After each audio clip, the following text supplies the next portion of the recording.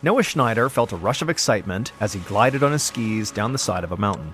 It was November of 2008, and the 25-year-old from Munich, Germany, had spent the past few days at a ski resort, happily racing through the snow with his friend Simon.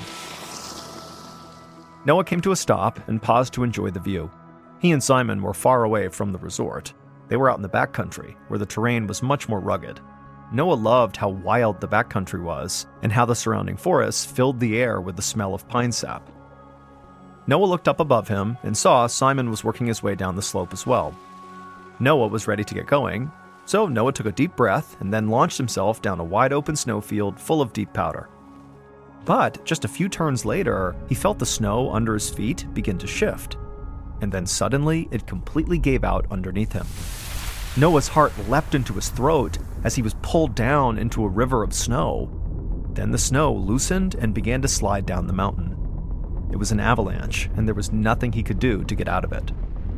Noah tried as hard as he could to try to find the way up to get his head out of the snow, but he was flailing his arms, and as the momentum turned his body from side to side, he was left feeling totally disoriented. He could feel himself rushing down the mountain, but the snow had now blocked out the sun, and it was too dark to see anything, so he had no idea where he was and what direction was what. Noah wanted to scream and try to get someone to hear him, but as the avalanche grew as it rushed down the mountain, the weight of all the new snow piling on began pressing down on his chest, making it nearly impossible to breathe, let alone speak or yell. Noah knew if he couldn't get out of here, he would be buried alive. And so, as Noah tumbled down the mountain inside of that dark snow, he was left thinking of his family and friends who he would never see again.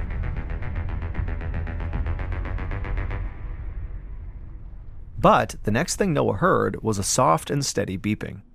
He faded in and out of consciousness as he slowly came to, but then he began to recognize the rhythmic whirring and buzzing of what sounded like medical devices.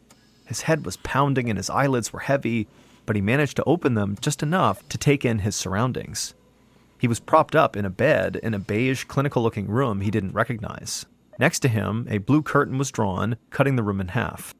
Noah realized he was in a hospital. He had somehow survived. He just had no idea how he actually had survived or how he had wound up here. A few moments later, Noah heard approaching footsteps on the tile floor. He opened his right eye just a sliver, and he saw a tall woman wearing scrubs handling one of the machines near his bed. He tried to say something to her, but when he opened his mouth, no words came out. He just basically breathed out, and that was it. But him breathing out was actually enough to get the nurse's attention. She looked over at him and smiled and told Noah she was glad to see him awake. Noah swallowed, which actually hurt a lot. It felt like his entire trachea was bruised. But he tried to speak again, and this time he was able to whisper something. He asked her what happened. The nurse explained that the previous day, Noah had been caught in that avalanche, and then he was trapped under the snow for about 15 minutes. But luckily for Noah, his friend Simon, who was a paramedic, had been able to find him, dig him out, and perform CPR. That had saved his life. Noah slowly nodded, and then suddenly understood why it hurt so much to breathe. He'd seen Simon perform CPR before, and he knew that chest compressions could be hard enough to crack a rib, and so maybe that's what happened to him. The nurse told Noah that he had been flown to the hospital by helicopter, but by the time he landed, he was barely alive. He had a ruptured spleen and a hip fracture, and for a long time while he was crushed under the snow, he hadn't been breathing. The nurse explained that that's called hypoxia, when there's no oxygen getting to the brain, and she said that, frankly, the hospital staff could not believe he had made it out alive with that much time without oxygen. Noah didn't quite know what to say, so he stayed quiet. The nurse didn't seem to mind. She just told him to rest, and that it would take him a while to recover fully from this kind of accident. Noah gave her a half smile, and then closed his eyes and went to sleep. Several weeks later, Noah gritted his teeth as he tried to stand upright while holding on to some parallel bars. He had been at a rehab facility near Munich for a few days, and so far, he liked his new surroundings. It was quieter than the hospital, which made it easier to relax and sleep. Plus, he had physical therapy sessions every morning, which he knew were helping him regain his strength. Noah kept his eyes on his physical therapist, who was standing at the end of the bars, as he inched his way along toward her. His fractured hip was really burning from muscle exhaustion, but Noah kinda loved the challenge. When he first got to the rehab center, he'd been barely able to sit upright in a chair. But he'd been pushing himself every day, and now he could almost make it down the whole 10-foot-long section of bars before he had to collapse back into his wheelchair. Noah hoped he'd be upright and walking again by the end of February. That way, he could get back to school and finish his studies. So he willed himself to keep on going down the bars. When he finally reached the end of the bars, his physical therapist helped him sit down in his wheelchair and then gave him a high five. Noah smiled and leaned his head back, feeling proud of himself. It was the first time he'd gone the entire length of the bars, and he'd only been at the rehab facility for 3 days, and so he was hopeful he'd be able to be discharged much sooner than he thought. An hour later, Noah leaned back on the bed in his room, watching TV and opening a care package that his friends had sent him. He was grateful for the distraction. Aside from his morning therapy sessions, he had the whole day to himself, and so Noah was feeling pretty bored. He sorted through the box and then pulled out the packages of nuts and snacks, a little container of homemade cookies, an adult coloring book, and a big book of Sudoku puzzles. Sudokus are puzzles where players put numbers into a grid that contains a total of 81 squares. The idea is to fill every row, column, and group of 9 squares with the numbers 1 through 9 without repeating them. Noah's face lit up when he saw the Sudoku puzzles. He liked solving them, and it was a lot more mentally stimulating than the boring TV reruns he'd been watching. Normally, he'd be in school and studying at this time of the day, but it was winter break and all of his books were back home, so he'd been running out of ways to keep himself occupied. He opened up a bag of gummy worms and popped one in his mouth, then rummaged through the box and found a pencil. Then he opened up his Sudoku book and began his first puzzle. But as he started filling in the boxes with his right hand, the fingers on his left hand started feeling shaky. He finally put the pencil down and tried to steady his left hand, but then his entire left arm just began convulsing. Noah reached for the call button with his right hand, which still felt normal. Then he grabbed his left arm with his right and just tried to hold it in place and stop it from shaking. But his arm just kept on convulsing, and so he took a deep breath and told himself, "It's okay, this is not a big deal, I'm gonna be fine." And just then, his left arm stopped convulsing and was just back to normal. As a nurse came flying into the room to see what was going on, Noah just stared down at his left arm in disbelief. The nurse asked him what was wrong, and he explained that he was pretty sure his left arm had just had a seizure, but now it had stopped. Noah kind of hugged his left arm to his chest and told the nurse that actually his left arm now felt sore. She nodded, but told him that unfortunately, there really wasn't much she could do about his arm. So she told him she would go inform his doctor about what happened to see if maybe she wanted to run some tests. Noah smiled and nodded, but inside, he was feeling very anxious. To this point, his recovery had been really nothing but steady progress, but now it felt like this was the first time he was kind of backsliding. The next morning, after he finished his physical therapy session, Noah asked his nurse to wheel him into the cafeteria for breakfast. She said yes and rolled him up to his usual table, then told him he could relax while she grabbed him some food. While he waited, Noah took out his Sudoku book. He picked up his pencil and flipped to the puzzle that he'd started yesterday before his seizure. He looked over the empty boxes and then began counting through different ways of solving the puzzle. But as he worked on this puzzle, just like the day before, there was this jolt of energy that kind of burst through his left arm, and then his arm was shaking and spasming all over again. One of the patients sitting at his table asked Noah if he needed help, and Noah, who was terrified, just nodded, and then he heard the patient call a nurse over. The shaking moved up Noah's left arm and kept shaking even when he grabbed it with his right hand. He could hear movement all around him, and he knew the entire dining hall was now looking over at him. Noah leaned back in his chair, still clutching his left arm, right as his nurse arrived. And when she did, Noah took a deep breath and then made eye contact with her, doing his best to try to breathe deeply and evenly and try to block out everything else around him. He was basically trying to stop panicking. And as he focused on just the nurse's face and on his breathing, slowly the shaking in his left arm actually dissipated. After Noah told the nurse that, his left arm was back to normal, the nurse bent over him, kind of puzzled, and inspected his arm, and then she asked him if the seizure he had just felt like the one from the day before. And Noah nodded and said, yeah, it felt identical. The nurse nodded and told him to wait right there. She was going to grab Noah's doctor immediately. A few minutes later, Noah sat on his bed while his doctor took his vitals. She shone a flashlight in his eyes, then asked him to follow the movement of her finger while she drew a big square in the air in front of him. After following her finger for a moment, she put it down, and Noah gave the doctor a half smile and kind of wrapped his fingers on his knees, which was something he did when he was nervous. He watched as the doctor scribbled a few notes, then she asked him to tell her what he remembered of the seizures. What was he doing right before they started? What was he thinking about? How was he feeling? Noah told her that both times he had this seizure in his left arm, he'd been eating something and also doing a Sudoku puzzle. He'd felt relatively calm, almost bored before it happened. His back had felt a little sore during the seizures, but he thought that was just from how much he had been sitting and lying down recently. He couldn't remember what he had been thinking about before the seizures, so he told the doctor that he really wasn't thinking about anything. He was just trying to solve these puzzles. The doctor thought for a second, and then told Noah that she'd actually like to try to recreate the moments right before the seizures as best as they could. So she grabbed a Sudoku book from the bedside table and handed it to him, and asked him to start solving a puzzle. Noah nodded and opened up the book to the puzzle that he'd earmarked, and almost as soon as he began trying to solve it, his left arm began to visibly spasm. He looked up at the doctor, who was staring back at him in total disbelief. She told him she was calling a neurologist right now. The next day, Baron Feddersen, who was a neurologist, looked in on his new patient from the hallway of the neurology wing at the University of Munich. Through a glass window, he could see Noah in a hospital room filling out a worksheet of complex math problems and also a crossword puzzle. Dr. Feddersen suspected that Noah's seizures were somehow being triggered when Noah tried to solve puzzles. He watched as Noah worked on the math problems, expecting his left arm to begin shaking, just like when he had solved the Sudoku puzzles. But after about 10 minutes of doing these math problems, Noah's left arm was steady, and so was his right. He finished his worksheets, then put his pencil down and looked up at Dr. Feddersen through the window. Dr. Feddersen frowned. He had been so sure that it was just trying to do math that would cause Noah's arm to seize. But clearly it was not just math, because that didn't do anything. So Dr. Feddersen decided that Noah should try another Sudoku puzzle, because maybe it was just Sudoku that triggered his seizure.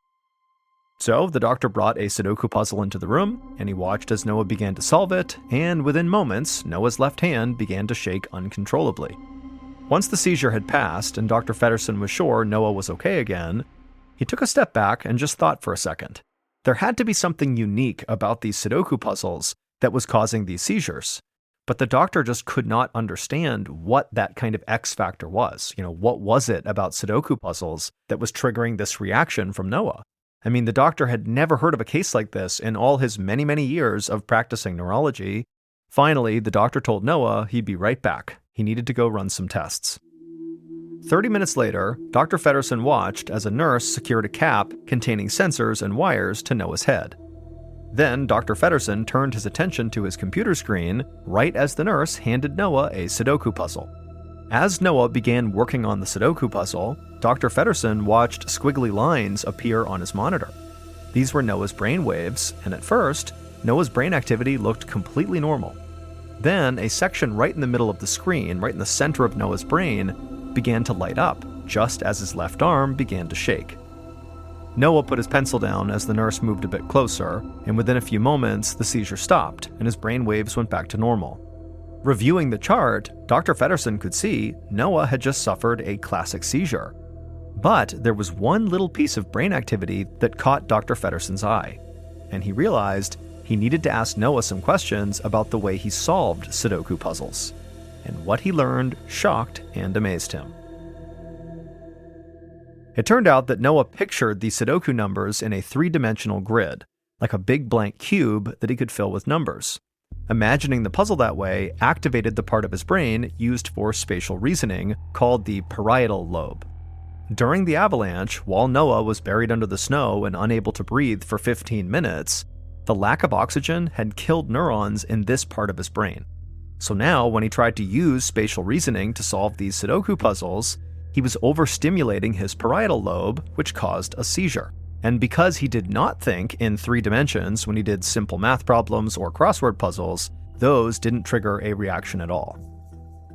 Dr. Feddersen told Noah that there was no cure for these seizures, but he might be able to keep doing Sudoku if he imagined the numbers in a more traditional 2-dimensional way.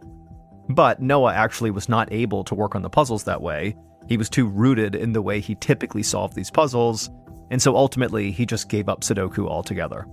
After that, Noah's seizures disappeared, and he was able to leave the rehab facility a few weeks later. Other than giving up Sudoku, one of his favorite games, he would make close to a full recovery.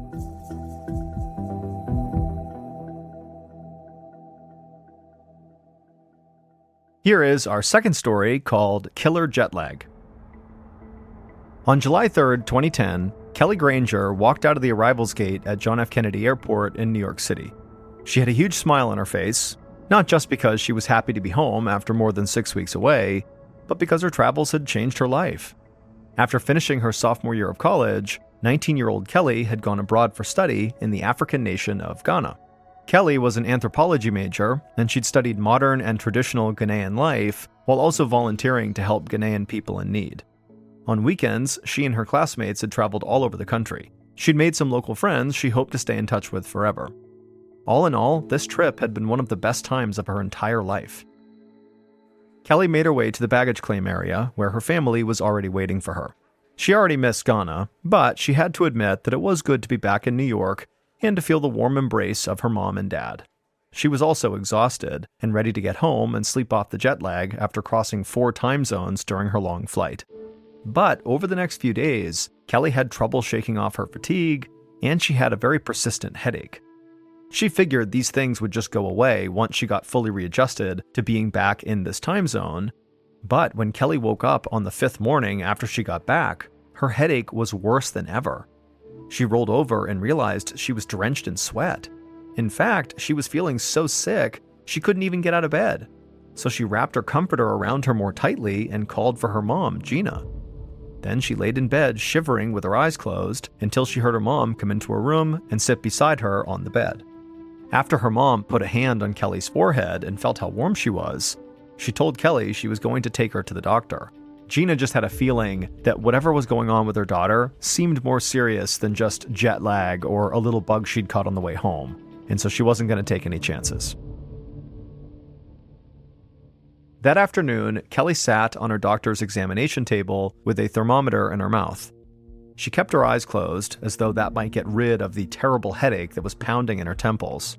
Her doctor asked her if she was on any medications, and Kelly shrugged, as if to say, sort of.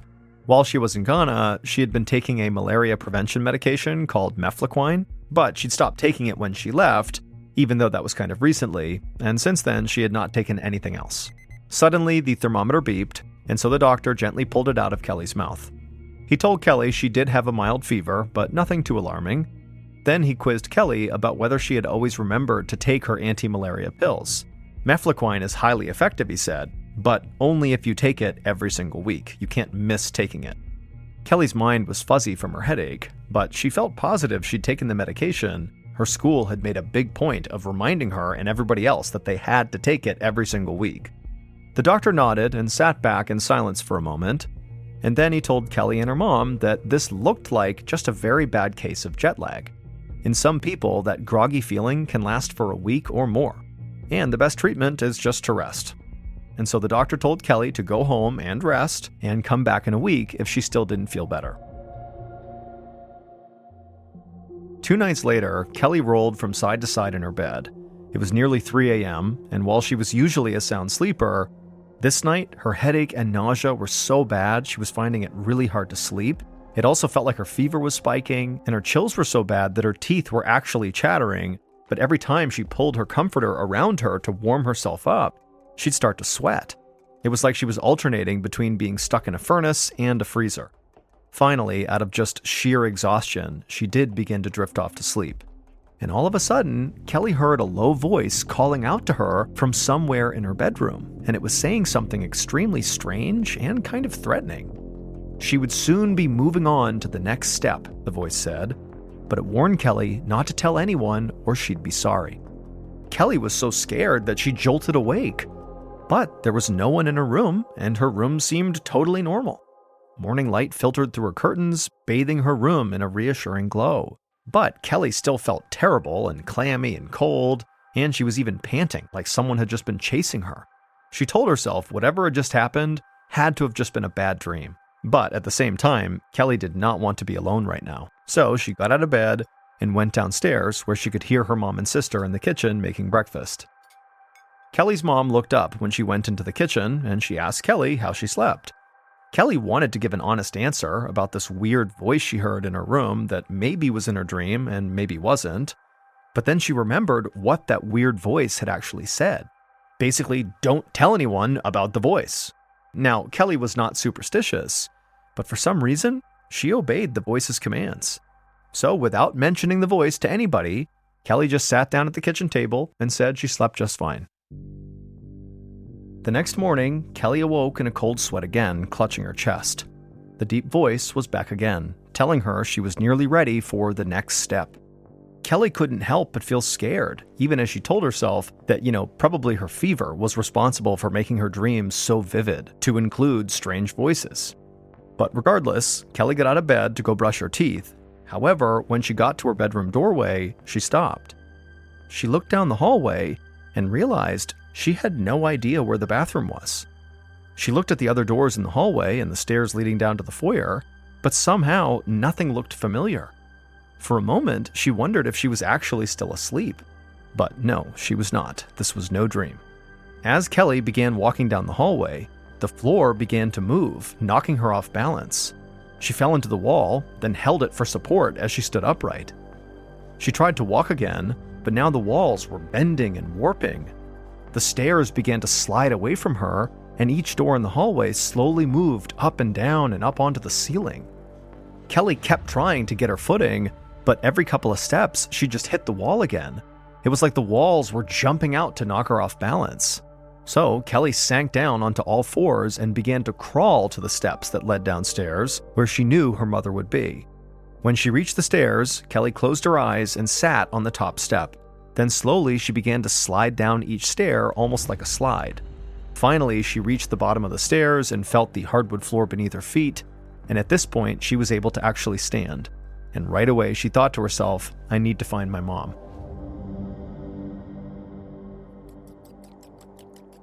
Gina was standing over the stove scrambling eggs when Kelly came into the kitchen with a blank look on her face and totally covered in sweat. As Kelly walked toward her mother, she kind of staggered into the wall. Gina exchanged confused glances with her other daughter, Jessica, who was sitting at the kitchen table waiting for eggs, and then Kelly stumbled over to the table too and sat down, staring at the wall. Not really sure what was going on with her daughter, Gina just asked Kelly if she'd like some scrambled eggs too. But Kelly didn't answer. Instead, she began mumbling under her breath, speaking nonsense and still just staring at the wall like she was having a full conversation with someone Gina couldn't see. Gina called Kelly's name, trying to get her attention, and asked who she was talking to, but Kelly did not seem to hear her. Gina turned off the stove and walked over to Kelly and put a hand on her forehead, and she could tell she was warm to the touch. And so between that and the fact that Kelly was basically not responsive, told Gina this was an emergency. Gina did her best to stay calm, and as she went to grab her purse, she told her other daughter, Jessica, to get her shoes on, because they were going to take Kelly to the doctor's office. But when Gina tried to guide Kelly from the kitchen table towards the front door, she could see Kelly basically couldn't stand. She was very unsteady. And so at this point, Gina said, you know what? We're not going to the doctor's office. We're going to the hospital's emergency room right now. Later that morning, Gina stood in the corner of a hospital room at the Cohen Children's Medical Center on Long Island, New York. She hugged herself nervously as she watched an ER doctor and a triage nurse perform a head-to-toe examination of Kelly. Gina thought Kelly looked absolutely terrible. Under the bright fluorescent lights in the ceiling, Kelly's skin and eyes looked yellow, a condition Gina knew was called jaundice, but Gina had never seen it in person before.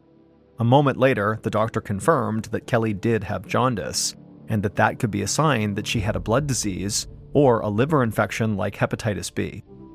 The doctor explained to Gina that he would have to call in an infectious disease specialist to take over Kelly's case because jaundice could be life-threatening. Gina felt a knot form in her stomach, and the feeling only grew when she looked over at Kelly's terrified face. Kelly was not entirely lucid, but it looked like she just heard what the doctor said and understood that whatever was wrong with her was quickly turning dangerous. Gina thanked the doctor as he stepped out of the room. Then she sat on the edge of Kelly's bed and held her daughter's hand while they waited for this specialist. Minutes passed, and the longer they waited, the more Kelly seemed to slip farther and farther away from reality. Her eyes were roving around the room without really focusing on anything. Gina tried to get Kelly's attention over and over again, but her daughter just kept kind of looking around and sort of babbling. By the time the specialist finally knocked on the door, Kelly seemed fully delirious.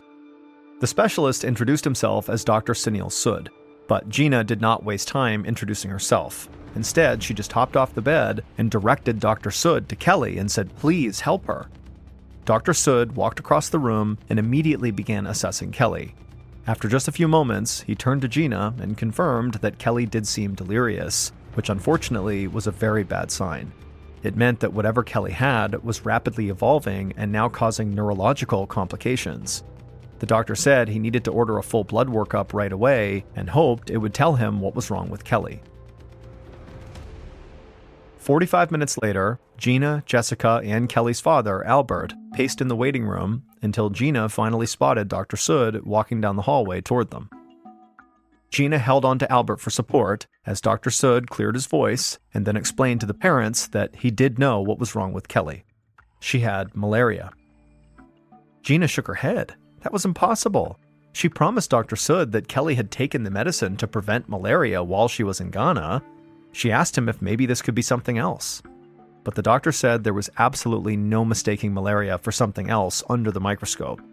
He wasn't sure how this happened, but Kelly's blood was full of the parasites that cause malaria. These parasites were attacking her red blood cells, and in response, her immune system had launched a massive counterattack to fight the malaria off. But now, the battle between the disease and Kelly's immune system had caused such intense inflammation that her heart, liver, and other organs were in danger of failing. Dr. Sood explained that normally malaria could be treated with drugs. But at this point, Kelly had such a huge number of these malaria-causing parasites in her body that no drug would be able to kill them all without also killing Kelly. There was only one treatment that might help Kelly, however, it was drastic. Instead of trying to treat the disease with drugs, Dr. Sood proposed actually removing the infected blood cells from Kelly's body and replacing them with healthy donated blood. But to do that, Dr. Sood needed to remove up to 3/4 of the blood in Kelly's body and replace it with clean, healthy blood. The healthy blood, coupled with antibiotics, could then fight off the rest of the infection. The doctor admitted this was sort of a long shot, but it was very likely Kelly's only shot at survival. Dr. Sood assured the family that the health risks of actually replacing Kelly's blood with other blood were relatively low, but it was far less clear whether this procedure would actually allow her to successfully fight off the malaria. And so, for the next several hours, Gina sat by her daughter's bedside as the infected blood was extracted from her body and the new blood was fed back into her body through other tubes. The entire time, Gina prayed as she never had before. Finally, the last of the new blood trickled into Kelly's arm, and all of the bad blood was out by this point. And so Dr. Sood came back into the room to tell Gina that Kelly's procedure was now over.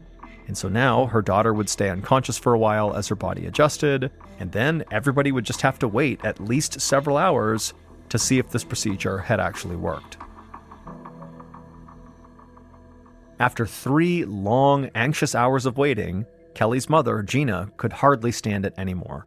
So she stood up and announced she was going to get some coffee from the vending machine.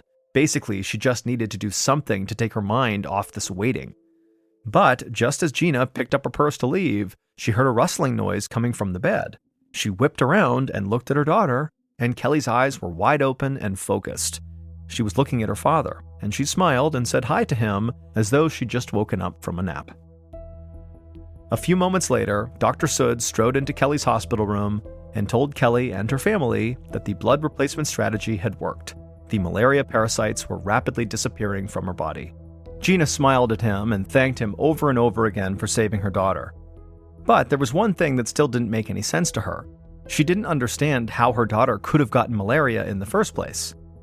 Just then, Kelly cleared her throat. She was finally clear-headed enough to remember everything about the medication she'd taken. She said that she definitely took all of her anti-malaria pills, but there was one small thing she'd forgotten. Just before she came home from Ghana, she forgot to use bug spray when she took a hike in the rainforest, and she did remember getting bit by mosquitoes. But she always thought she was safe as long as she took her pills. Dr. Sood said that normally the medicine she was taking was all you needed to protect yourself from getting malaria. But Kelly was just very unlucky. The mosquito that bit her had carried a much more potent form of malaria that overwhelmed both the anti-malaria medicine and her own body's defenses. And before long, the malaria parasite had gone to work destroying her red blood cells and cutting off oxygen to her organs, which had caused really intense hallucinations, like that weird voice she was hearing. That was just a product of malaria, and then also jaundice. 4 days after the blood exchange procedure, Kelly went home, and in the following weeks, she made a full recovery. Kelly returned to college in the fall to continue pursuing her degree in anthropology, and she still has very fond memories of her time studying abroad in Ghana, despite the fact that that trip nearly killed her.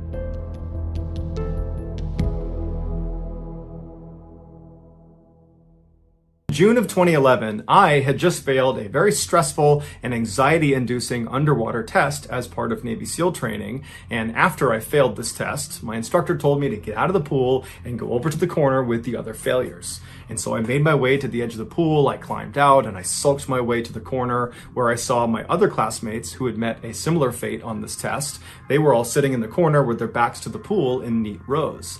And so I was totally gassed from this test. And so when I sat down, I started dramatically breathing really loud and heaving my chest up and down to show off just how hard my test had been. And about 2 seconds into this ridiculous performance of mine, one of my other classmates who had been sitting in the corner when I showed up, a big 18-year-old kid from Wisconsin named Ephraim Moss, he immediately turned around and made eye contact with me, and through gritted teeth, he just goes, "Shut up! Everybody here is in pain." And then he turned back around. And immediately, I was actually really mad at him because he just totally publicly dimed me out in front of my other classmates. But then it dawned on me, he was right. The job we were trying out for, Navy SEAL, they're not looking for people who just feel bad for themselves all the time. And so I never forgot the lesson Ephraim Moss taught me on the pool deck that day. And I, along with everybody else in the SEAL teams, never forgot the totally insane thing that Ephraim Moss did 5 years later that was picked up by virtually every major news network at the time. Back in 2012, so about a year after our exchange on the pool deck, Ephraim and I graduated and became Navy SEALs. I was assigned to an East Coast SEAL team and he was assigned to a West Coast one. And over the next 5 years, I never saw the guy until I saw him on TV. It was mid-June 2017, and I was on base in Virginia in an office full of other Navy SEALs, and we were wrapping up for the day. I was closing my email and powering down my computer, and I noticed my phone that was sitting on the table suddenly started lighting up with all these text messages from current and former teammates. And so I grabbed my phone, and all the messages said the same thing: turn on the news. And so in this office we were in, there was always a TV that was turned to the news sitting in the corner that was on mute.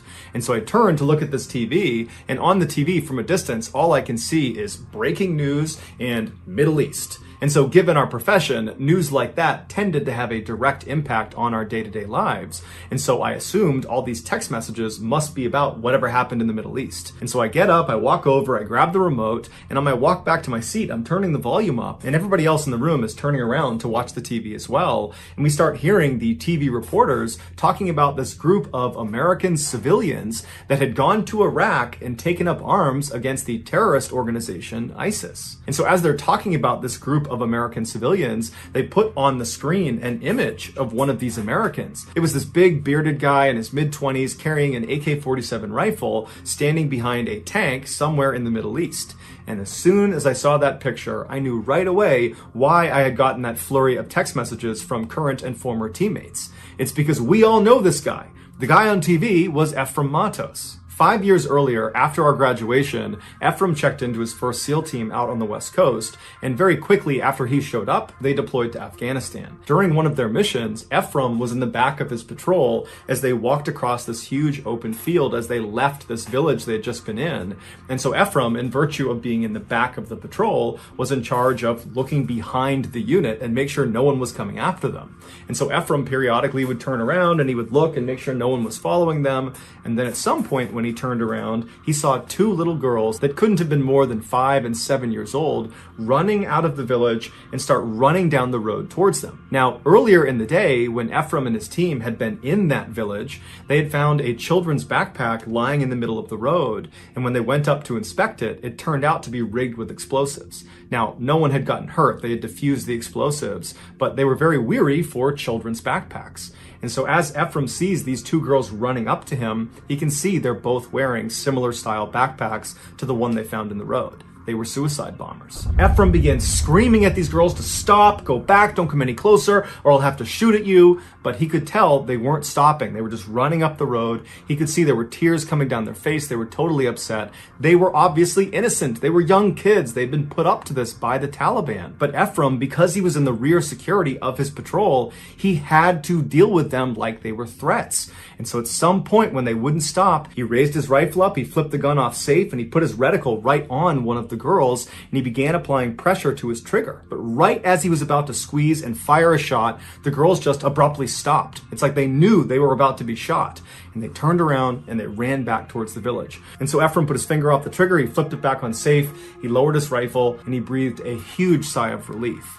But even though he didn't have to engage these poor girls, that experience totally haunted Ephraim. In fact, of all the combat he got in on that deployment, that experience with those innocent girls had the most impact on him. How could anybody force a child to be a suicide bomber? How could anyone be that cruel? And so by the time Ephraim came back to the United States after that deployment, he had changed. That experience specifically had changed him. Even though he believed in the US government's mission over in Afghanistan and in the Middle East, he felt like he could be doing more for these poor innocent people that were just trapped inside of conflict zones like these two little girls. And so over the next few years, he began looking at different conflict zones all over the world where civilians were in the most danger. And he discovered there was one place that was killing and exploiting civilians at an unprecedented rate. And that place was Iraq, where a new terrorist organization had taken power called ISIS. So in early 2017, when Ephraim's Navy contract ran out and it was time for him to decide if he wanted to stay in the SEAL teams or get out and become a civilian, he opted to not re-enlist, so he left the military, and instead he got on social media and he contacted a foreign volunteer group in Iraq that was providing humanitarian aid to civilians. And he reached out to them and he said, "Hey, can I join you?" And of course, they said, "Yes, we'd love to have a Navy SEAL come out and support us." And so just a couple of days later, Ephraim sold his house, he packed up a bag of clothes and a backpack, he grabbed his passport, and he hopped on a plane and he flew to northern Iraq all by himself. Now, before we continue the rest of the story, you need to understand just how bold this move was by Ephraim. Now, when he was a Navy SEAL, and so a member of the United States military on active duty, when he went to Afghanistan, to a war zone, he had lots of support. If his team got pinned down by the enemy, they could call in an airstrike or they could call in backup. If Ephraim got hurt on the battlefield or his teammates got hurt on the battlefield, they could call in special medical teams that would fly in virtually any condition to come save them. And if Ephraim got captured by the enemy, you better believe America is coming for him. But in this case, Ephraim went to a war zone as a civilian. He was not in the US military, so he didn't have any of that support. If he or his team got pinned down out in Iraq, they would either have to fight their way out or get killed or captured. If he or one of his new teammates from this volunteer group got hurt, they would have to either save themselves or get killed or captured. And if Ephraim got captured as a civilian, nobody's coming for him. Nobody even knows he's been captured. He is completely on his own. But Ephraim knew these risks. In fact, he knew them better than most people because he had already deployed to a war zone and saw how important it was to have a support infrastructure. So when he flew to Iraq as a civilian, he knew he was hanging it out there, but he just didn't care. He felt like he had a mission to go help these innocent people because nobody else was. When he arrived in Iraq in March of 2017, he was met at the airport by one of the guys from this volunteer group Ephraim was going out to join. He was a very muscular, tattooed American in his mid-30s who introduced himself as Sky, and he said he had been a Marine, and while he was in the Marines, he had deployed to Iraq, so he was familiar with the area. The pair hopped in a vehicle, and Sky drove them to the volunteer group's safe house in the city, where Ephraim got a chance to meet the leader of this group. It was a tough-as-nails former Army Special Forces guy in his mid-50s named Dave. And Dave, for the past several decades, had been going out to conflict zones all over the world, and he would tell Ephraim that the worst atrocities he had seen committed against civilians in any of these places was where they were right now, in Iraq, at the hands of ISIS. A few days later, Ephraim, Skye, Dave, and a few other American volunteers loaded up into this convoy made up of armored ambulances, and they left the city and they headed west into the countryside towards a huge city called Mosul that 3 years earlier had been captured by ISIS. On their journey towards the city, Ephraim and the others had to pass through a number of military checkpoints. Now, most of these checkpoints were stood up by their ally, the Iraqi army. But Ephraim and the others knew that they might stumble upon an ISIS checkpoint, and in virtue of all of them being pale-skinned Americans, they would instantly be recognized as the enemy and fired upon. So every time they slowed down for one of these checkpoints, Ephraim and the others would clutch their guns closely and mentally prepare themselves for a potential vicious close-quarters fight to the death. But luckily, they managed to go the entire distance all the way to the outskirts of Mosul without any checkpoint drama. And once they got there, they linked up with an Iraqi army unit that the leader of this volunteer group, Dave, had a relationship with. Over the first month that Ephraim was in country, he worked with this Iraqi army unit to help distribute food and provide medical care to civilians in and around Mosul. Then, in month 2 of his stay in Iraq, everything changed. Iraqi decision makers decided it was finally time to retake Mosul from ISIS. This was a huge military movement that required several units to work together and would take several weeks. The main Iraqi army was going to push inside of the city limits of Mosul and inch by inch reclaim territory from ISIS, while the army unit that Ephraim and his volunteer group had embedded with would be responsible for reclaiming some of the villages around Mosul that ISIS had occupied. And so suddenly, Ephraim and the rest of his volunteer group went from being humanitarian aid workers to having a direct frontline combat role with the Iraqi army. And in his first civilian combat experience, Ephraim ran across an active minefield towards this village that was occupied by ISIS. And after nearly being blown up at least 2 times, Ephraim finally made it to this village, and he began going house to house with the other volunteers, clearing them of ISIS fighters. And in one instance that he has on camera, he entered into this structure and he saw there were guns on the ground, and they looked around and they couldn't find any ISIS fighters inside, but they noticed on the ground there was a piece of plywood. They moved it aside and it revealed this huge hole that led down into the ground, and this hole connected to a huge underground tunnel system that ISIS used to escape gunfights just like this one. And so Ephraim and Dave, who was with him, just hopped right down into the tunnel. They didn't have night vision, they didn't have backup, just the two of them start running down this totally pitch black tunnel, periodically throwing grenades ahead of them in case there are ISIS fighters ahead of them. And at some point, after running for quite a while, just getting ready to come in contact with their adversaries, they reach this big high-ceilinged cavern that's a dead end. And they're looking around thinking, okay, I guess no one ran in here. But before they turned around and left the tunnel system, they looked up with their lights and they saw high up on the wall, dug into the wall, was another entrance to another tunnel. It looked like there needed to be a ladder to get up to this additional tunnel entrance. And so Ephraim and Dave look at each other and they're thinking, I bet ISIS fighters ran down here, there was a ladder, they climbed up and went in that entrance and then pulled the ladder up so we can't follow them. And so Ephraim and Dave couldn't do anything about it. They decide, okay, well, we'll just go out and we'll tell the Iraqi army and see what they want to do. So Ephraim and Dave, they leave this tunnel system, they go back outside, they tell the Iraqi army, and the Iraqi army brings in a bulldozer and they fill in that entrance they had found inside of the house, completely seal it up so nobody could go in or get out. And then later that night, after that village had been cleared of all ISIS fighters, they began hearing muffled explosions underground near where this entrance to this tunnel was. And what it turned out to be was ISIS fighters that realized they had been buried alive. They had snuck down there. They had used a ladder to get up into that crawl space. But when they realized they were doomed, they blew themselves up. For the next month, Ephraim and the Iraqi army unit that he and his volunteers were working with continued to periodically get into small skirmishes with ISIS in these villages outside of Mosul, but the majority of their time was spent providing humanitarian aid and medical care to civilians in the area. Then in May, their mission changed again. The other Iraqi army units that had been sent directly into Mosul a month earlier to inch by inch eradicate the area of ISIS fighters, they had done a relatively good job, but the last few ISIS fighters had been pushed up into this northern section of the city where they had bunkered down inside of these blown out concrete structures, and they were putting up an unbelievably fierce fight. So fierce, in fact, that these Iraqi army units in the city were not able to go any farther forward. They needed armored vehicles and tanks tanks if they were going to be successful. And it just so happened the army unit that Ephraim and his volunteer group had embedded with,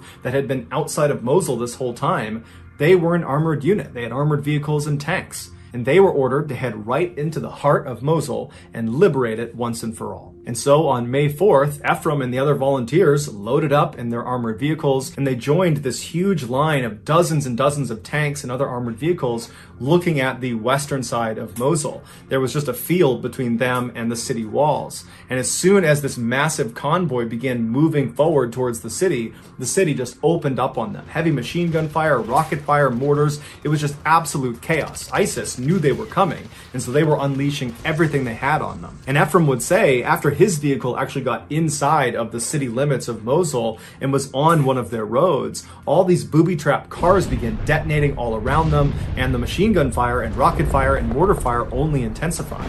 At the same time this was happening, Iraqi civilians inside of Mosul saw this unbelievable wave of violence happening, and they began trying to flee the city.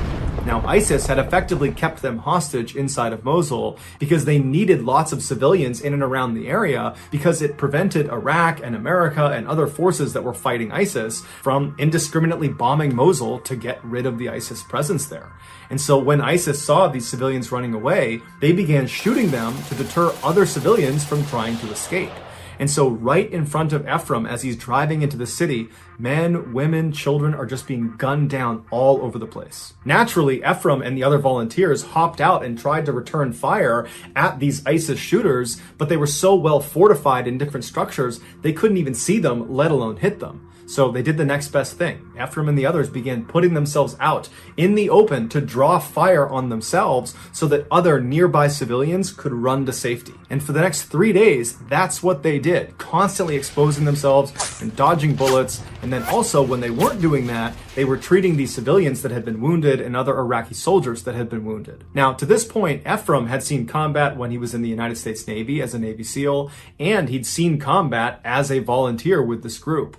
But it wasn't until he got inside of Mosul that he saw just how barbaric humans can be to one another. He said he saw so much death and dying all around him that it was like his brain couldn't compute that level of barbarism. He would later write a book called The City of Death, and it was about his experience in Mosul. And he said the reason he named the book The City of Death is because that's what it felt like. Everywhere around him was just death. For the next several weeks, Ephraim and the other volunteers took up a position in the south section of Mosul inside of this bombed out building. They created a sort of aid station, and there they focused all of their attention on trying to treat as many wounded civilians and wounded Iraqi soldiers as they possibly could. At the same time, the rest of the Iraqi army had pushed north and was slowly chipping away at the last few ISIS fighters. On June 1st, so roughly 1 month after Ephraim and the others have entered into the city of Mosul, they noticed a significant uptick in the number of wounded civilians that were coming to them for help. And so all day and all night, they're treating all these people that are horribly wounded with gunshot wounds and other wounds. And so at some point, Ephraim and the others begin asking these people, what happened to you? This seems unusual that so many people would show up with these wounds. And they all just seemed to be in shock. No one was able to really talk about what happened, but a few people mentioned there had been a massacre somewhere nearby. But when they pried for more information, there was a language barrier issue, and there was just the fact that they were overwhelmed with patients, and they needed to make sure their focus was on treating them, not talking to them. The following morning, though, Ephraim and the others got up and decided they wanted to push farther north into ISIS-held territory to see if there was evidence of a massacre, to try to figure out what happened to all these people that were showing up wounded. And so Ephraim and the other volunteers, they left their aid station building and they moved north about 1 block to this huge intersection, and there they tucked up against this huge concrete wall that protected them from ISIS. ISIS was down the other road that ran through the intersection. They were holed up in this huge bombed out hospital that overlooked this intersection. And so from where they were, ISIS couldn't see them and they couldn't shoot them. At some point, Ephraim poked his head around this wall, looking down the road towards this burned out hospital, and what he saw along the road shocked him. There were dozens and dozens of civilians that had been killed laying all over the place. It would turn out the day before, a huge group of civilians had attempted to flee the city, and they ran in front of that burned out hospital where ISIS was, and they gunned them down. And they killed over 200 civilians, men, women, children, they didn't care, and they wounded at least 100 others. And so that was why there was that huge uptick in wounded civilians the day before. And so as Ephraim is scanning this carnage, being careful not to stay exposed for too long, he notices one particularly large pile of bodies. There's about 20 or 30 bodies. He sees in this pile, there's clearly movement. And he can see there is a little girl who's attempting to hide herself under her dead mother's clothing. And then next to this girl were two other adult men that clearly were wounded, but were alive. Ephraim immediately starts yelling to them to run to him, you're gonna get killed out there. But the three of them were completely shell-shocked. For the past 24 hours, they had been laying inside of this pile of bodies. And so they were not going to be able to move on their own. And so Ephraim realized unless they did something to get them out of there, they were going to die. So Ephraim and the others ran back to their Iraqi army counterparts, and they got them to sign off on a rescue mission. And their plan was they would have one of the Iraqi tanks drive down that road straight towards that hospital where all the ISIS fighters were, and right behind the tank would be an Iraqi Humvee, inside of which would be Ephraim and the other volunteers. And so they would go straight down the road, the tank would serve as a sort of shield for the Humvee, and after the tank passed the pile of dead bodies, the Humvee would be lined up right next to it. Ephraim and the others would hop out, they'd grab the girl and the two other men, pull them back in the Humvees, and then the two vehicles would back up to safety. Once this plan was in place, Ephraim and Dave and the other volunteers contacted the American military in the area, and they got them to authorize a smoke screen. They would fire artillery shells with airburst smoke grenades that would obscure the view of the ISIS fighters in the hospital. They wouldn't actually be able to see the tank or the Humvee or this rescue operation taking place right in front of them. And so shortly after these plans are totally finalized and Ephraim and the others are loading up in the Humvee and they're getting in position to turn that corner and begin this operation, the driver of the Humvee says, you know what? I don't want to do this anymore. It's not safe. I'm not willing to do it. Ephraim and the other volunteers tried to convince him to still do the operation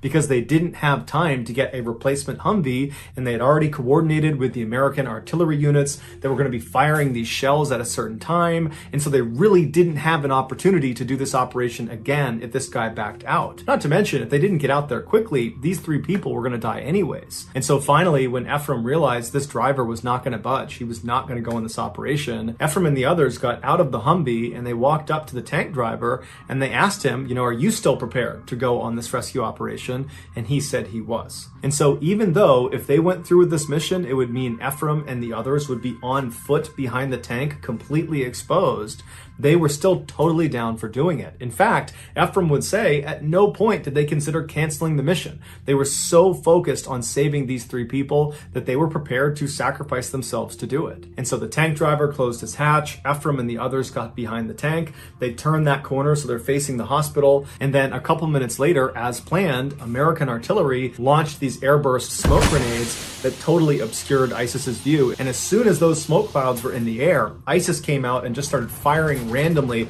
straight down in the general direction of where this tank was. They couldn't really see the tank. They had no way of knowing what they were doing out there. They just knew something was going on. And so meanwhile, Ephraim and the others are tucked up behind this tank as it's slow rolling in, as rounds are impacting all around them, mortars start landing all around them, and it turns out there were other ISIS fighters, not just directly ahead of them in the hospital, but also off to their side in other buildings. So they were getting hit from two directions. Ephraim remembers as he was behind this tank trying to stay as small as he could, he began dry heaving because he was so terrified. He was completely convinced he was going to die that day. Eventually, the tank made its way just past this pile of bodies, and at that point, Ephraim actually stepped out and fired back towards ISIS in the hospital and over towards the berm to provide some cover fire, while Dave and another volunteer ran over and pulled the girl and the other two men out of the pile and behind the tank. The girl and one of the men were okay. They were not badly physically hurt, but the other man was badly hurt and he couldn't walk. And so thinking quickly, Ephraim and his team found a piece of sheet metal on the ground behind this tank, and they rolled him onto it and used it like a stretcher and began dragging him as the tank began moving in reverse. And so as bullets are still flying all around them, rockets are landing next to them, they're moving, they're making good progress, when the wounded man slips off of the sled and he lands right in the tracks of where this tank is going to go. And for a variety of reasons, Ephraim and the others had no way of communicating with the tank driver. So the tank driver is just going to keep on moving, and he's going to run over this injured man who can't go anywhere.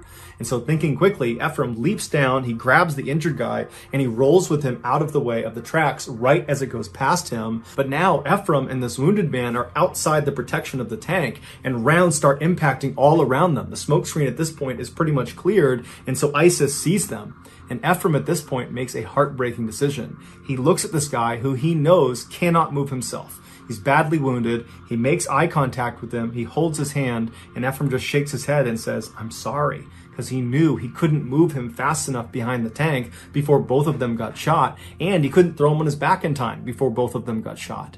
And so he had to leave him. And so Ephraim jumped up, he leapt behind the tank right as a volley of fire hit right where he had been standing, and then Ephraim and the others continued moving back.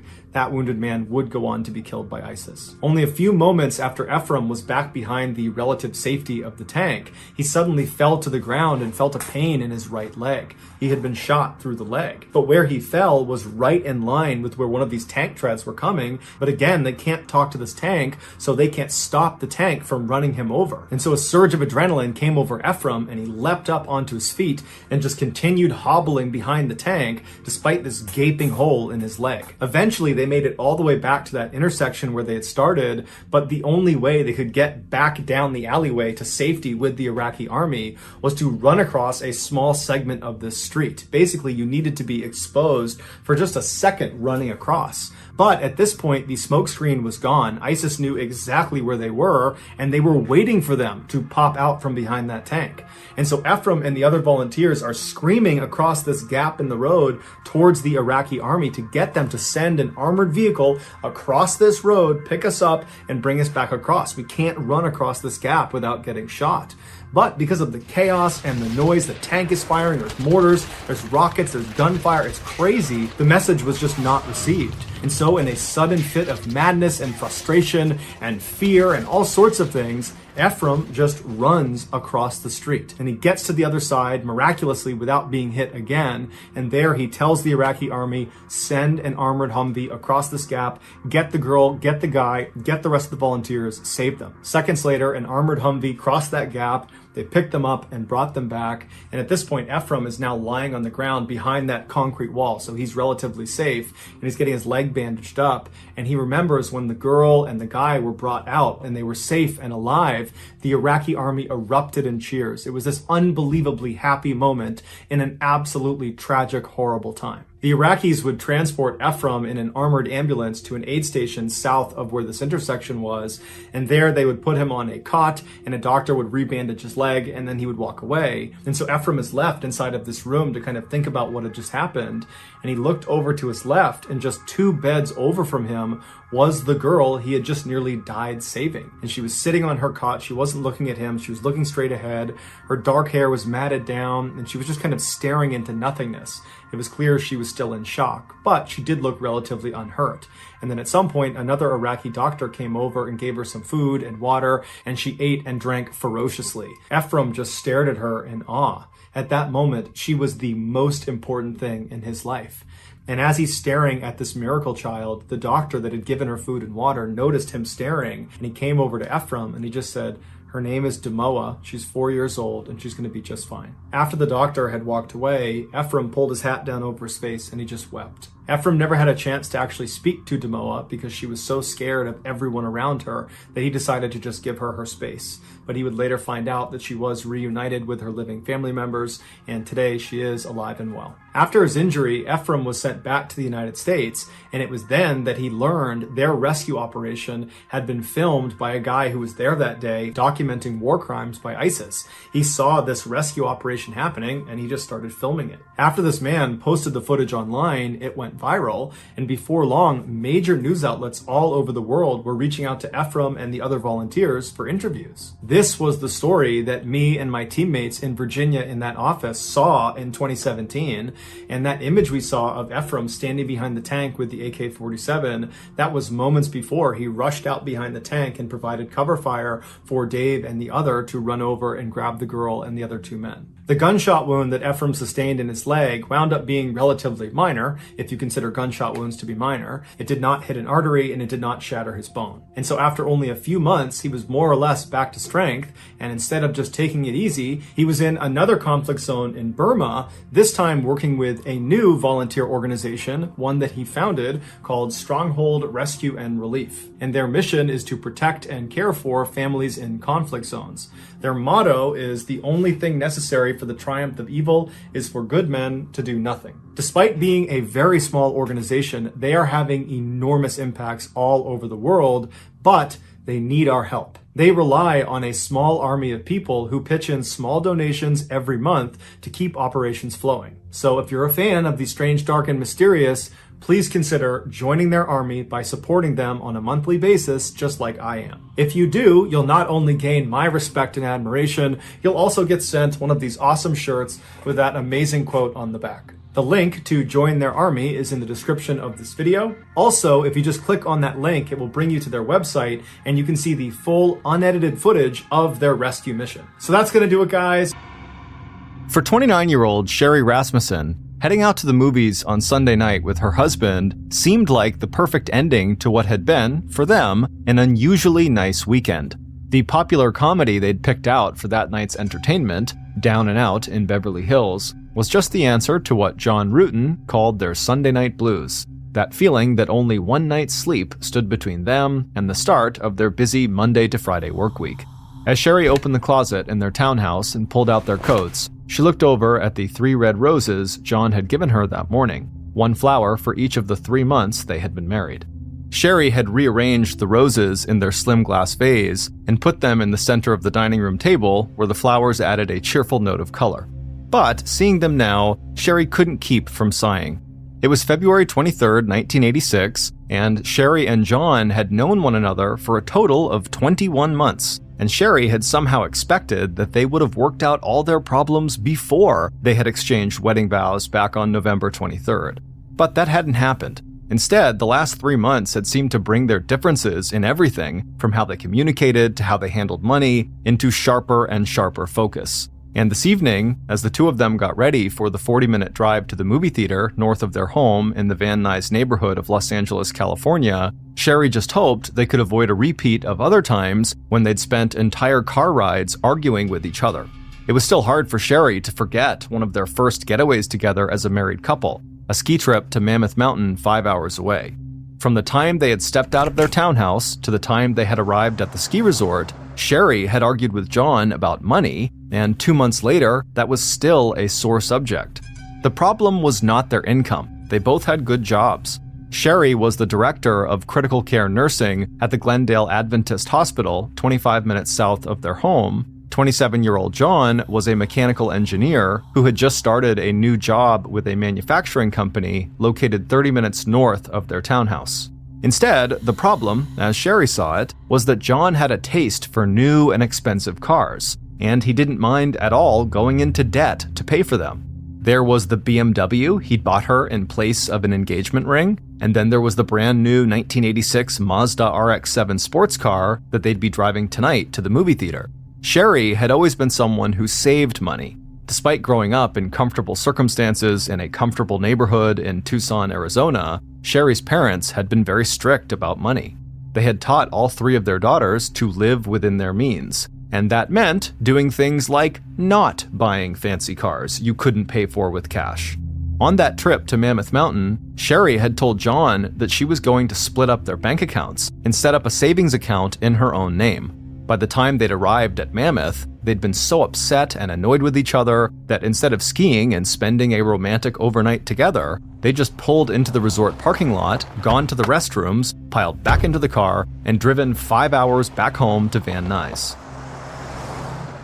And now, all these weeks later, as Sherry and John walked down the stairway from inside of their 3-level townhouse into the garage on the floor level, there was another issue, even more troubling than finances and much harder to put into words, that had also begun to put a strain on Sherry's relationship with John. And that was Sherry's growing conviction that someone had recently begun to take a very, very keen interest in her and John. When Sherry had first told John about her feeling that they were being watched and that Sherry sometimes felt like someone was actually following her, John had taken her concern seriously enough that back in December, they had installed a new security system inside of their townhouse. But instead of going away, Sherry's sense of uneasiness just seemed to get worse. At the same time, whenever she tried to bring the subject up to John, she felt like he was starting not to believe her.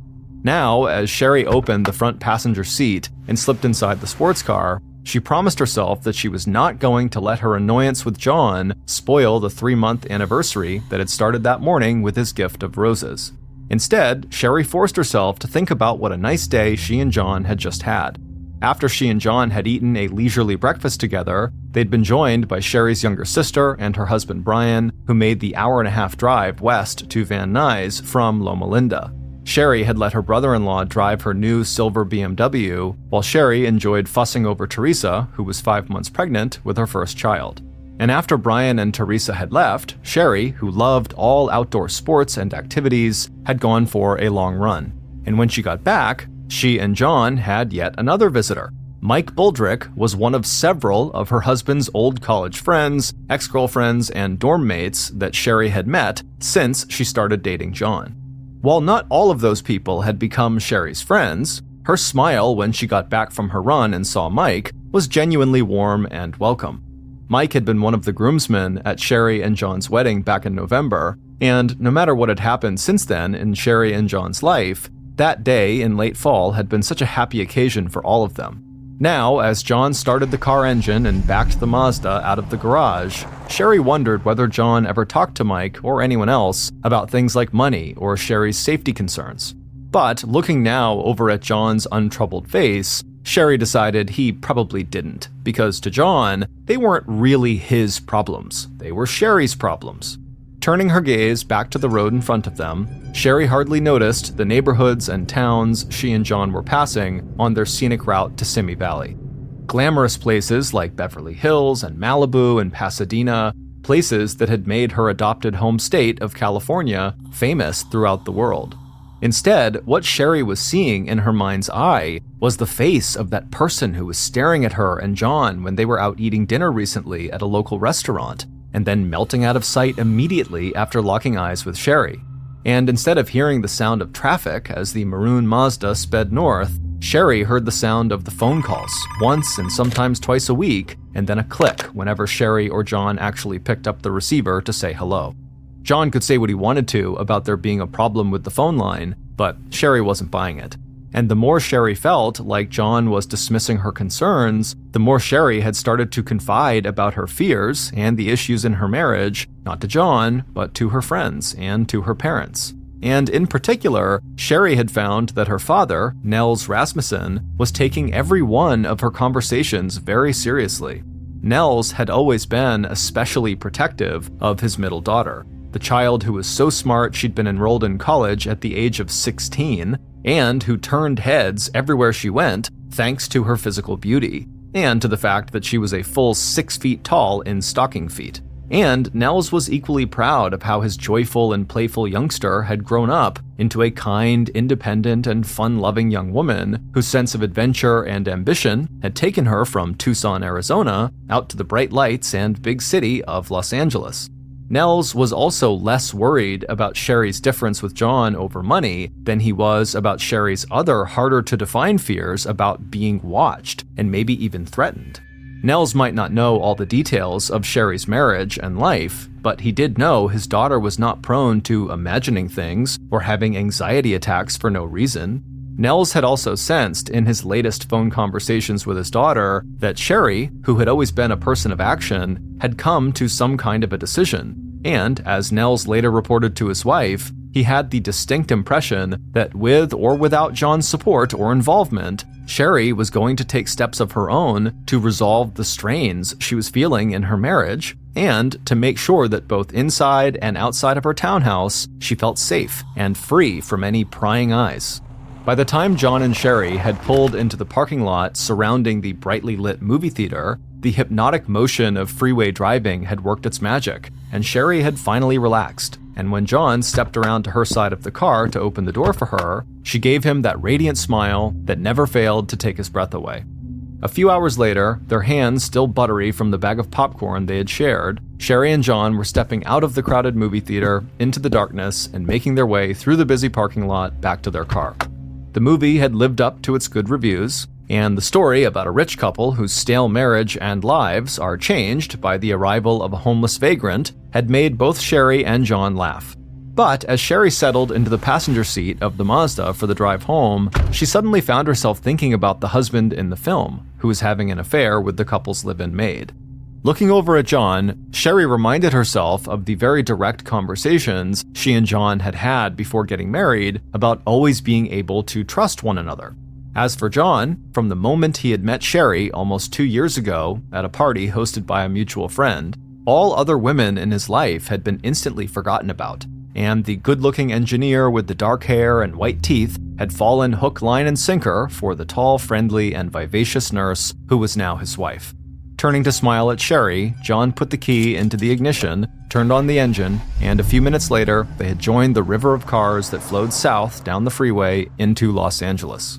By 10 p.m. that night, Sherry and John were walking up the stairway that led from their 2-car garage up to their 3-level townhouse. Stopping in the living room, they locked the door behind them and put away their jackets. Then they walked up the short flight of stairs that led into their kitchen and dining room, and the two of them chatted while John put together a lunch that he would take to work the next day. One more short flight of stairs, and they had reached their master bedroom and bath on the 3rd level. As they were both getting ready for bed, Sherry told John that she was dreading a class about conflict resolutions she was scheduled to teach at work the next day, and that she was thinking about calling out sick. Just before the two of them turned out the light and slipped off to sleep, John urged Sherry to just go in and teach the class and get it over with. But when the couple woke up just before 7 a.m. the next morning, Monday, February 12th, only John got out of bed to shower and dress. Still tucked under the blanket, Sherry told John that she'd decided she was going to stay home. Before leaving the house, John said yes, he'd be sure to give Sherry a call later that morning to check in on her, and by 7:20, he was locking the living room door behind him and walking down the stairs into the garage where he opened the door of his Mazda and hopped inside. As John backed his car out of the garage, he paused just long enough to hit the remote button that would close the garage door behind him. 10 hours later, John was hopping back into his car to make the 30-minute drive back home to Balboa Townhomes, this time stopping just long enough to pick up some clothes from the dry cleaner. True to his word, John had called Sherry that morning from his office, twice in fact, and when Sherry didn't answer either call, John had checked in with Sherry's secretary at Glendale Adventist Hospital to see if maybe Sherry had decided to go to work that day after all. And as far as Sherry's secretary knew, without having actually seen Sherry that morning, the answer to John's question was yes, she had gone to work. What John wouldn't find out until later was that that information was wrong. By noon, when Sherry's sister, Teresa, had made her usual call to Sherry, Sherry's secretary told Teresa that Sherry had called out sick. So it wasn't until John pulled into the driveway of Unit 205 and noticed that the garage door was open and that Sherry's BMW was gone that he felt the first flicker of worry. That worry intensified when he saw broken glass scattered on the driveway. So after pulling his Mazda into the garage and turning off the engine, John only stopped long enough to grab the pile of clean clothes before he stepped out of the car and hurried through the door at the back of the garage that led up to their living room. Distracted by the thoughts of the broken glass and missing BMW, John didn't notice the dark red flecks on the staircase wall next to him. But an instant later, John's attention snapped fully back to the present. Right in front of him, at the top of the stairs from the garage, he could see that the door into the living room of Unit 205 was wide open. And right inside, lying on her back in the middle of their living room floor, John saw his wife, Sherry. And he knew instantly that something terrible had happened. His wife's beautiful face was unrecognizable. One eye stared sightlessly upward, the other eye was swollen shut and crusted with blood. The rest of Sherry's face was dark with bruises. Wearing a short red robe over her sleeveless undershirt and panties, Sherry's right arm looked frozen in place with her hand raised stiffly towards the ceiling. Her left hand lay across her chest, her wedding band shining dully on her long, slender finger.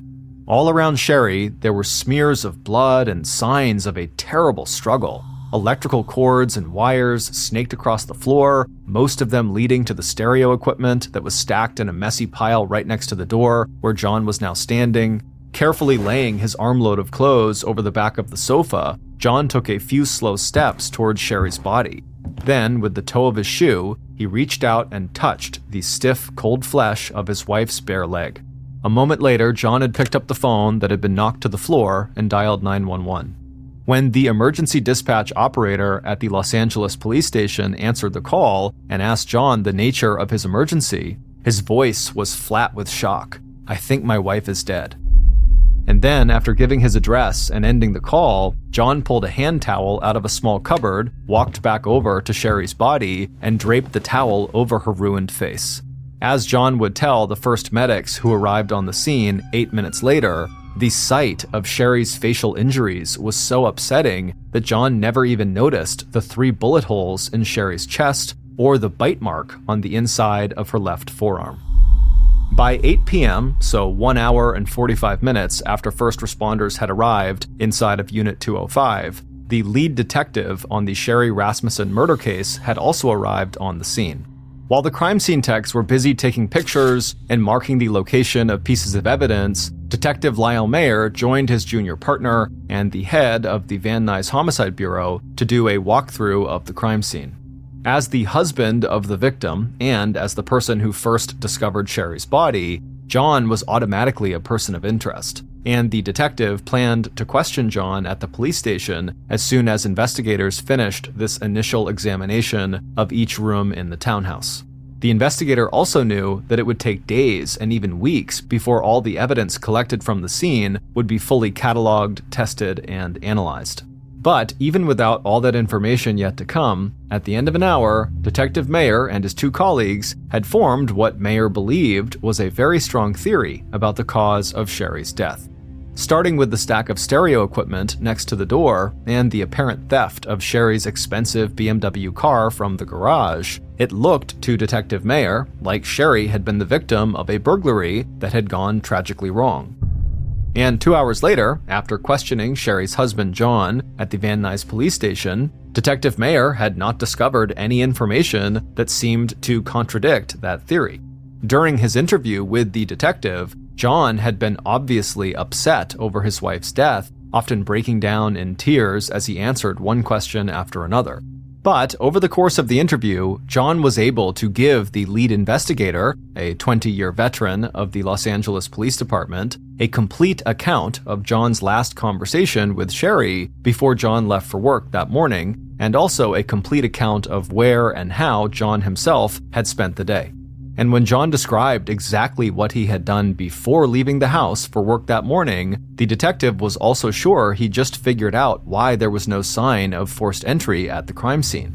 According to John, while he had locked the door of the townhouse that led into the garage stairway, he had not checked the front door or armed the security system.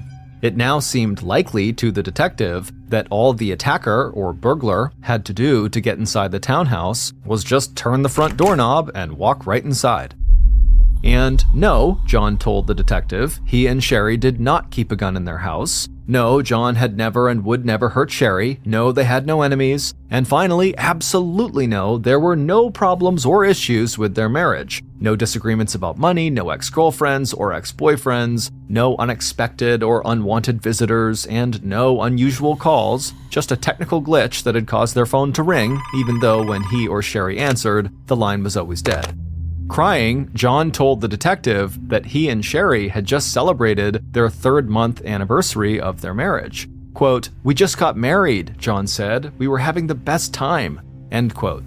Meanwhile, as John's interview was wrapping up, back at Balboa Townhomes, the senior coroner was examining Sherry's body, and John's parents were finishing the 3.5-hour drive from their home in San Diego up to Van Nuys. And by the time the coroner had ordered Sherry's body transported from her home to the county morgue for an autopsy, John and his parents were checking in to the local Travelodge motel. At 1 a.m., almost 7 hours after John had discovered Sherry's dead body inside of their townhouse, John asked his father to call Sherry's family and tell them that Sherry had been murdered.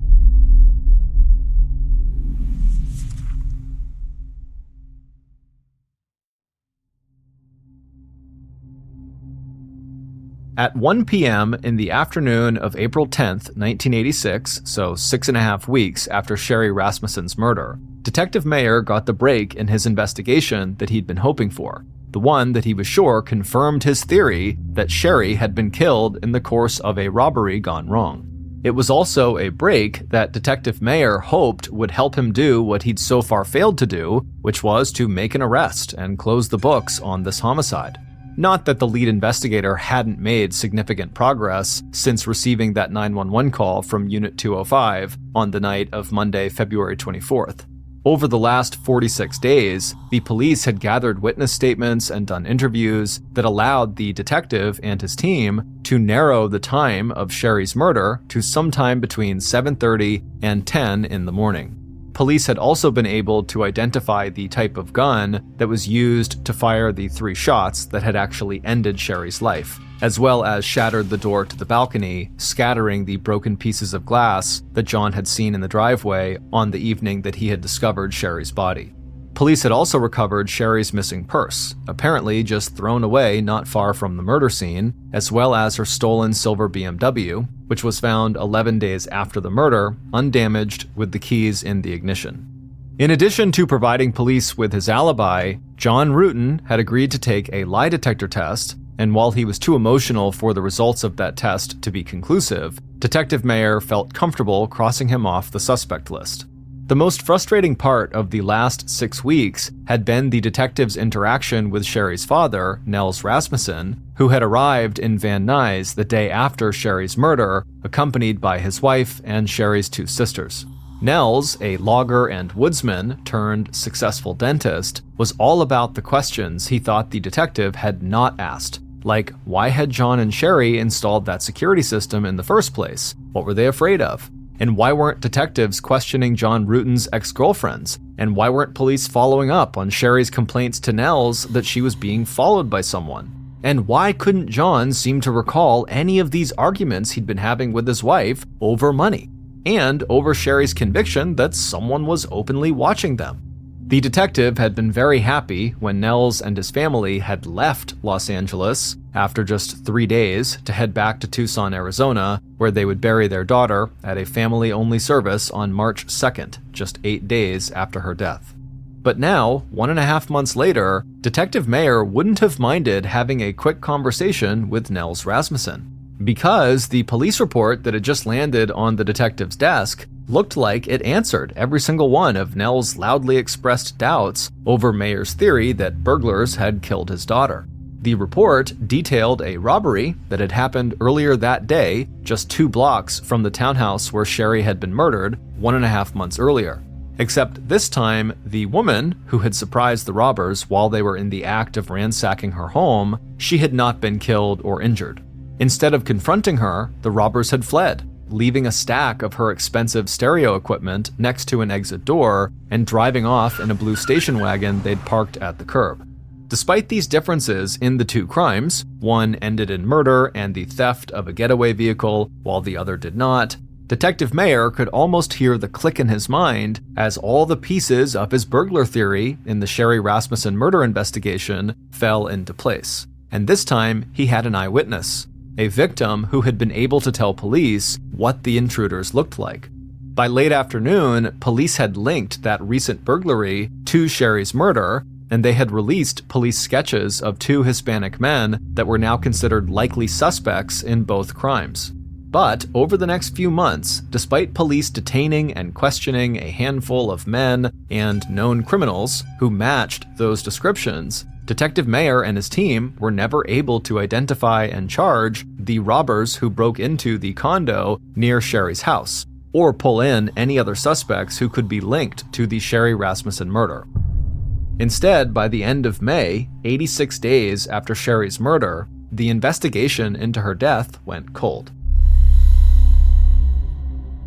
Over the next 19 years, the case file of the Sherry Rasmussen murder would be reviewed 3 more times. And in 1991, when Detective Mayer retired from the Los Angeles Police Department, the case would be handed over to a new lead investigator. And during all those years, John Ruetten would move on with his life. He never went back to live in the townhouse he had shared with Sherry, and unlike Sherry's father, Nels, John rarely contacted police to offer any additional information, check in on the investigation, or to urge police to try new leads in solving Sherry's murder. In 1990, John took a trip to Hawaii where he ran into an old college friend, and the two of them enjoyed a short romantic holiday together before going their separate ways. And by 1993, John had met and married the woman who would become his second wife. It wasn't until February 2009, 23 years after Sherry's death, that Los Angeles homicide detectives would finally get the tip they needed to break the Sherry Rasmussen murder case wide open. On Monday, February 2nd, the day after the 2009 Super Bowl football game, Detective Jim Nuttall found a box of files on murder investigations called murder books waiting for him on his desk when he arrived at work. These were cases so old and so cold that his job was to review and organize them before sending them into deep storage. The first book he pulled out of the box was the file on Sherry's 1986 murder. But on what should have been a quick and final read-through of the case, the detective's attention was riveted by the results of a DNA test that had come back 4 years earlier in 2005. That DNA analysis, along with several other details of the crime scene, blew huge holes in the theory that Sherry's death had been a burglary gone wrong. And before long, Detective Nuttall, with the help of a new team of investigators, had a list of 5 new suspects in Sherry's murder. And just 3 months later, investigators had narrowed that list to just one name. On June 3, 2009, a special surveillance unit of the Los Angeles Police Force was trailing this one suspect into a popular big box retail store called Costco, located in Simi Valley, the same area where Sherry and her husband John had gone to the movies together on the night before Sherry was killed. Like so many other shoppers at Costco, their target had stopped at the store's outdoor food court for lunch. The team watched as their target drank from a straw stuck into a cup of soda. And when their target had finished eating and tossed that cup of soda into a trash can on the way out of the food court, it was only a matter of seconds before the team had whisked the cup and the straw, with its precious load of their suspect's saliva and DNA, into a manila envelope, returned to their vehicles out in the parking lot, and driven south to hand-deliver the package to the Los Angeles Police Department Special Investigations Division. 2 days later, on Friday, June 5th, police brought that suspect in for questioning. What they would discover over the course of a 4-hour interrogation, coupled with new DNA tests and a review of the old murder book on Sherry Rasmussen, would send shockwaves throughout the city of Los Angeles. Based on those findings, here is a reconstruction of what police believe happened on the day that Sherry Rasmussen was murdered over 23 years earlier. Monday, February 24th, 1986, was a beautiful winter day in Van Nuys, California. By 7:30 in the morning, the temperature was on its way up from cool to warm without being hot. The sky was clear and the air was still. But standing outside the Balboa Boulevard townhouses, Sherry's killer hardly noticed the nice weather. They were too busy watching for John Ruetten's car to leave the gated complex so they could get busy with that morning's work. And sure enough, a few minutes before 7:30, there was the maroon Mazda easing out onto Balboa Boulevard and about to turn north for the 30-minute drive to John's office. To the killer, the daily routines of this newly married couple were as familiar as the killer's own routines. After all, the killer had been spending months watching them, especially after finding out about their engagement back in May of 1984. Even before that, though, the killer had begun to keep careful notes about where and when the killer had observed either John or Sherry, including the visits the killer had made to their townhouse, the restaurants where the killer had watched them together, and the gym where Sherry went to take aerobics classes. Sherry's killer even took pleasure in knowing that Sherry was aware that she was being watched, and that Sherry so obviously disliked the killer, especially after their confrontation at Sherry's place of work back in August of 1985. 3 months after the couple's engagement. But as of today, Sherry's killer was done watching. Patting their pocket, the killer felt the weight and shape of the .38 caliber revolver with the short barrel, along with the length of cord the killer could use to tie Sherry's hands or feet. As for getting into Unit 205, that should be easy. Even if the doors were locked, it would not be the first time that the killer had let themselves in using the keypad. And a few minutes later, before Sherry was supposed to leave for work, the killer, silent as a ghost, was standing inside the living room. After taking a moment to get their bearings, the killer crossed the tile and carpet to walk up the short flight of stairs to the next level where the dining room, kitchen, and small breakfast room were located. And that is where Sherry, walking down from her bedroom, dressed in her short red robe, underwear top, and black panties, found her attacker. And that is where Sherry began to fight for her life. The murderer's first 2 gunshots missed their target, and instead of hitting Sherry, they passed through a curtain and shattered the sliding glass door leading out to the patio. As soon as the killer had raised the weapon, Sherry had turned and made a run for the stairs leading down to the living room and to the panic button that was located in the alarm panel next to the front door. But Sherry's killer was strong and fast, and before Sherry could make it to the door, the killer was on her. Everything about the crime scene, along with the medical examiner's autopsy report, would testify to just how close Sherry would come to disarming and possibly defeating her attacker. In the struggle that followed, the entertainment wall unit collapsed, the phone fell to the floor, wires were ripped out of sockets, lamps fell over, and crime scene techs would find 2 of Sherry's torn fingernails on the floor near the security panel, along with a single bloody handprint where Sherry had come so close to hitting the alarm. At some point, police believed that Sherry actually managed to get control of the murderer's gun and put her attacker into a headlock. It was at that point that the killer bit the inside of Sherry's left forearm to break free, and then grabbed hold of a nearby ceramic vase that the killer brought down with all their force onto Sherry's forehead. Stunned, Sherry crumpled to the floor. Regaining control of the gun, the killer leaned down and pressed the weapon directly into Sherry's chest and fired the first of 3 shots. Then the killer paused long enough to grab a quilt from off a nearby chair, wrap the thick blanket around the muzzle of the gun to deaden the sound, aim the weapon again at Sherry's chest, and fire 2 more shots.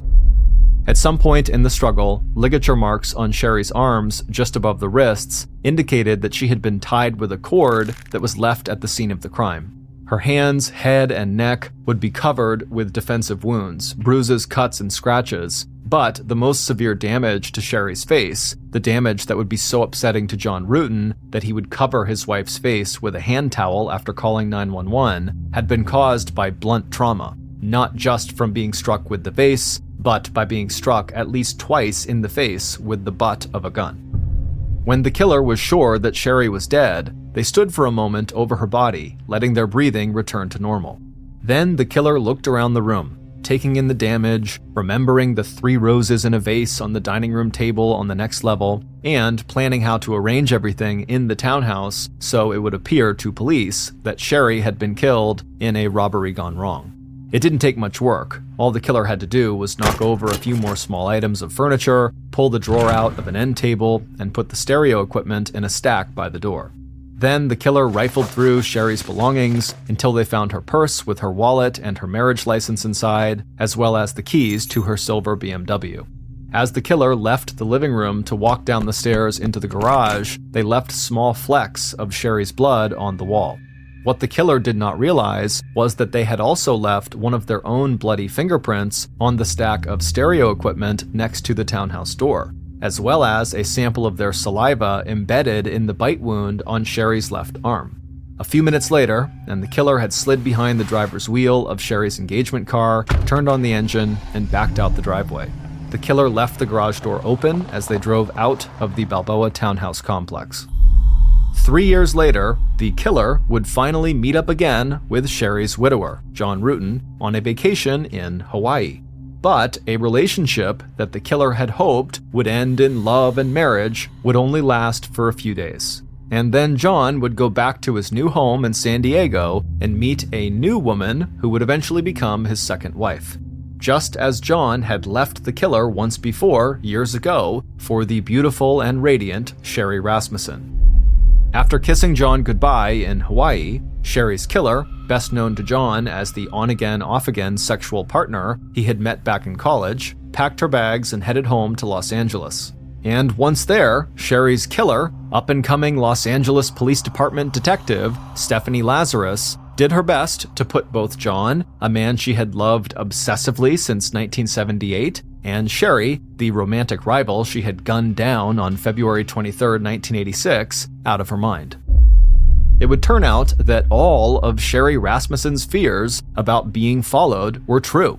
But as far as Sherry was concerned, from the very beginning, there had been very little doubt about who that stalker was and why this woman was harassing Sherry.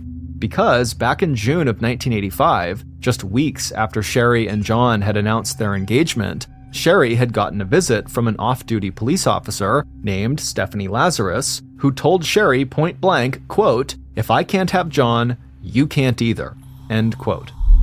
Stephanie, who had shown up in Sherry's office at work, dressed in very tight short shorts and a tank top that showed off her very fit body, then went on to tell Sherry that Stephanie and John, who had met 15 years earlier at the University of California in Los Angeles, were still having sex with one another, and that if Sherry's marriage failed, Stephanie would be right there to pick up the pieces. And when Sherry confronted John about this visit from Stephanie and what Stephanie had told her, John confessed that it was true. That after finding out about his engagement to Sherry, Stephanie had called John in tears and asked him to come visit and comfort her. John had agreed, and he also agreed to have what he described to Sherry as, quote, closure sex with Stephanie. John also insisted that Stephanie might think she was his girlfriend, but as far as John was concerned, they were just more like sex buddies. John promised Sherry he would end things with Stephanie, but instead of contacting Stephanie directly and making it clear to her that he was not ever interested in a romantic relationship, John just cut off all communication on his end without telling Stephanie why. Meanwhile, Stephanie, somehow bypassing the townhouse security system, started to show up at John and Sherry's unit, dropping off skis for John to wax or popping in to say hi to John. When Sherry objected to this, John refused to take any action. Instead, he told his wife to, quote, just let this die, end quote. By the time Sherry and John were celebrating their 3-month wedding anniversary on Sunday, February 23rd, Sherry's father, Nels, had the impression that Sherry was so frustrated and unhappy that she had decided to take steps of her own to resolve the situation with John's ex-girlfriend, a woman who she had only described to Nels as a cop with the Los Angeles Police Department. Sherry could have no way of knowing that Stephanie had also decided to resolve the situation, and on the morning of the following day, Monday, February 24th, Stephanie Lazarus would accomplish that by murdering her ex-boyfriend's wife and making the crime look like a robbery gone wrong. But if Sherry expected that she would become the next Mrs. Rutan, she was wrong. John would meet up with Stephanie for a fling in Hawaii, but other than that, their relationship ended with Sherry's death. Still, it wasn't until 2005, 19 years after the murder, that Stephanie's perfect cover-up of that murder started to unravel. That's when investigators who were reviewing the case happened to stumble across a piece of evidence that had apparently been misplaced, the swab taken from the bite wound on Sherry's arm. Using DNA tests that had not been available in 1986, investigators discovered that the DNA on that swab showed that Sherry's killer was a female. But when the DNA profile did not match any known offenders in the National DNA Database, police once again closed the investigation.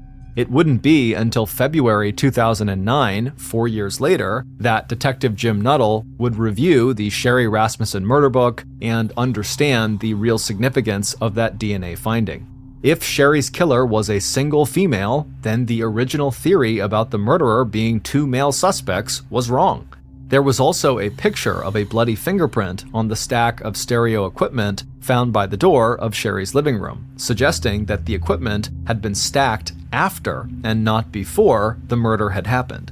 And just like that, Nels Rasmussen's unshakable conviction that his daughter's killer was one of John's ex-girlfriends suddenly looked very likely.